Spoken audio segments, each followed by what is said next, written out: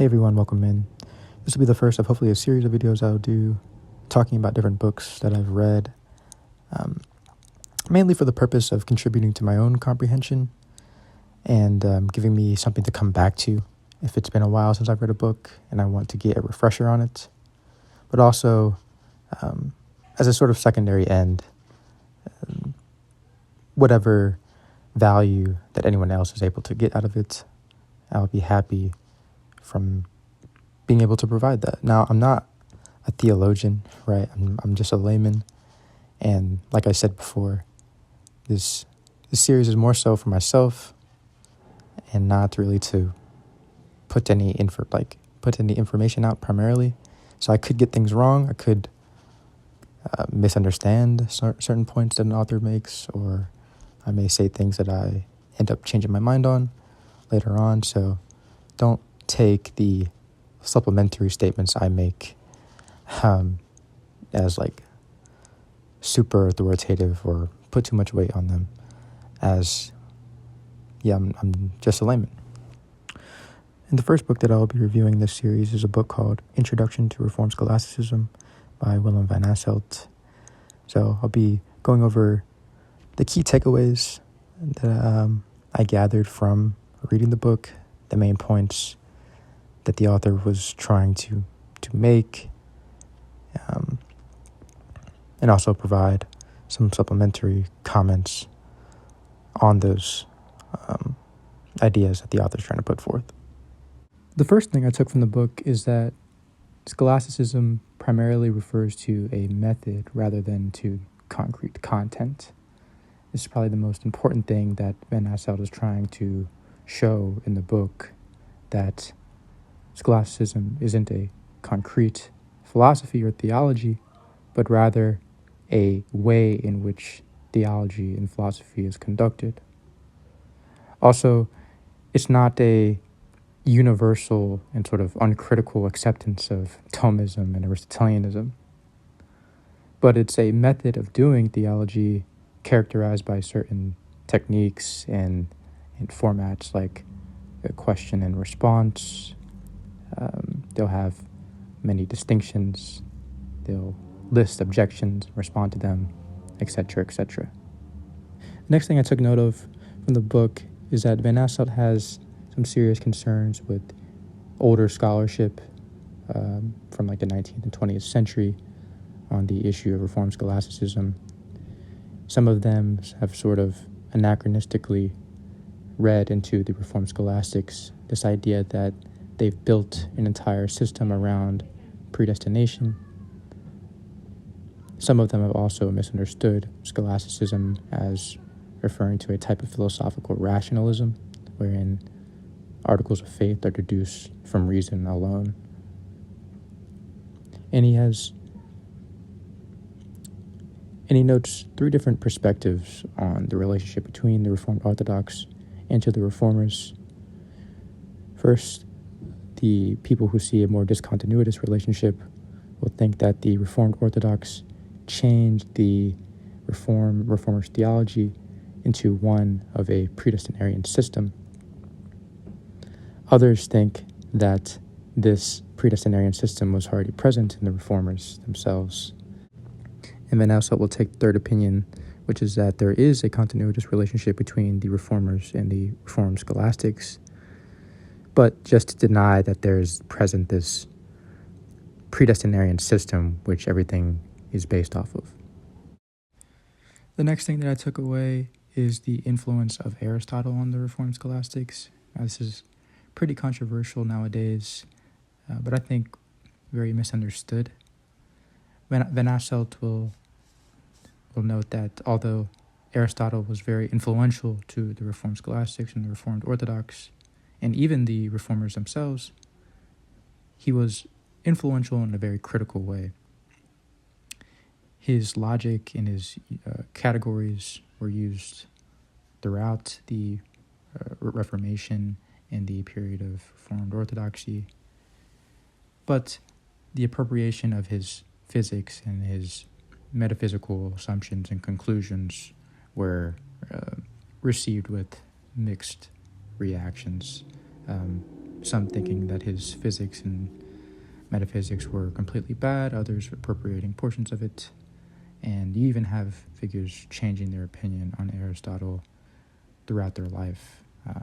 Like Melanchthon is a good example of this in the book that he notes and talks about. The influence of St. Augustine is also another important idea that he communicates in the work. It's very unsurprising to me, and probably anyone who has read any of the Reformed scholastics or the Reformers themselves. I consider him to be the greatest doctor of the Church, and like he notes, he's important for virtually all aspects of Reformed scholasticism. And his influence doesn't only extend particularly to the Reformed. I feel like some people have this idea that the Reformed in a peculiar way are utilizing St. Augustine, but St. Augustine was the most authoritative figure after the apostles and Jesus, of course, in the Western Church for hundreds and thousands of years. This is true in the Lutheran tradition as well as in the various Roman Catholic traditions and schools of thought. Another very important thing that Van Asselt touches on in the book that I think is misunderstood is the relationship between scholasticism and humanism. They're often thought to be like viciously opposed to one another. Humanism being the more Protestant philosophical tradition, and scholasticism being the old medieval Roman Catholic idea. But Van Asselt distinguishes these two traditions as being more so different focuses, right? One being the humanist tradition is more interested in literary style and rhetoric in primary sources, right? Going back to the original language and stuff like this. Whereas the scholastics in their work are more focused on precision and philosophical depth in precise categories and distinctions and stuff like that. And the reason you can find disagreements between the humanist and the scholastics is more superficial than substantial. The humanists are concerned with the lack of knowledge of the scholastics regarding the classics and original languages. I think it's sort of an insufficient way of conducting sciences and stuff like this.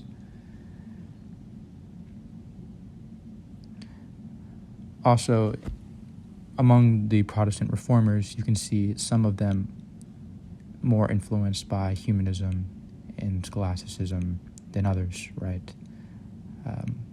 Like, for example, I have here a picture of Peter Martyr Vermigli when he was still a Roman Catholic. As you can see, he's in his Dominican habit, trained as a Thomist, much like some of the other reformers like Zanchi and Butzer. And then on the right, you have Calvin, who's obviously more humanistic-minded. Van Asselt wants to press this idea that humanism and scholasticism have a place in Protestant theology. A work of a more polemical and technical nature may rely more on scholastic ideas, whereas homilies and rhetorical works may tend more towards humanism. Van Asselt also follows Richard Muller in dividing up the period of Reformed Orthodoxy into three subsequent eras. The first being the period of early Orthodoxy with representative figures such as Unius, William Whitaker, and Antoine de Chandoux. And this period is where you're going to see a lot of codification of theology and the creation of the confessions of the Reformed churches, or at least most of them are going to be created in this era. And you have the polemical works mainly against Roman Catholics, like Bellarmine specifically is a main target for a lot of the early Orthodox figures. And next you have the period of high Orthodoxy with representative figures such as Turretin and Votius and John Davenant, also present in this era, which focus more on the production of entire sophisticated systems of theology. And in contrast to the early Orthodox theologians, they're responding to more than just Roman Catholics. They are responding to Roman Catholics, but they're also having to deal with Socinians and Anabaptists and the Remonstrants. And they're also much more developed institutionally. So this calls for a more sophisticated and robust and total system of theology and philosophy, which is being presented in this era of high orthodoxy. Next, in the era of late orthodoxy, you have representative figures like Benedict Pictet, I think is how you pronounce his name. You have Campigius Vitringa, and then you have Bernardinus de Moor. And this era is characterized as like a steady sliding away from the Reformed Orthodox theology codified in the Confessions because of the influence of the Enlightenment. Rationalism is starting to creep into the Reformed Church. You still have some solid figures, but even in these figures, you can see the rationalism creeping in, the idea that you can develop articles of faith based upon reason alone. These ideas are slowly, again, creeping into the church. I was very intrigued by this next point as well, the diversity within the Reformed tradition. Now, I knew that there was different opinions among the Reformed Orthodox. Everybody doesn't agree. There's many different disputes that many people are aware of. But what struck me was the difference of opinion, not just between different national churches, different countries, but also even within the same university in a particular country. Van Asselt gives the example of the Leiden disputes going on at the time. He also talked about other schools like the Genevan school as well, and in the French schools. But in Leiden, you have three sort of streams of theology developing. You have the Theologia Tritativa, with theologians like Mauritius and the Spanheims. Then you have the school of Votius and the school of Coxeus.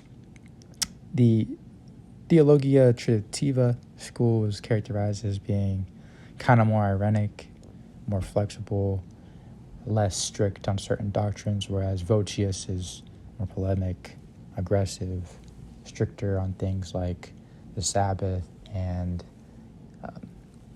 he has like a higher predestination view, I guess you could say, being super-lapsarian against Mauritius, who's infra-lapsarianism. And these two schools are debating pretty harshly with one another. Votius and Mauritius actually develop a pretty personal beef, apparently, according to Van Asselt, which is reconciled, interestingly enough, in order to join forces and fight the Coxeans, which develop a pretty strange view of the covenant, which Votius absolutely hates. And the last thing I took note of in the work is the importance of Latin in the study of Reformed Scholasticism. Now, Van Asselt doesn't spend too much time talking about this. It's kind of just something that he notes in the introduction, but it's something that really stuck with me and that I've seen the importance of as well in reading people like Muller, where he's dropping Latin terms like every sentence. And it actually convinced me to finally take the step and try and learn a little bit of Latin, try and develop a working knowledge of it, maybe to be able to go and read some of those untranslated works. Overall, I thought it was a great book. I think that it's something that you should pick up if you are just getting into the topic of Reformed Orthodoxy and the study of Reformed Scholasticism. It's not something you should pick up if you want like theological disputation. There's no, arguments for justification by faith alone in this book. it's more so a historical survey and a kind of gateway into the topic in a historical sense.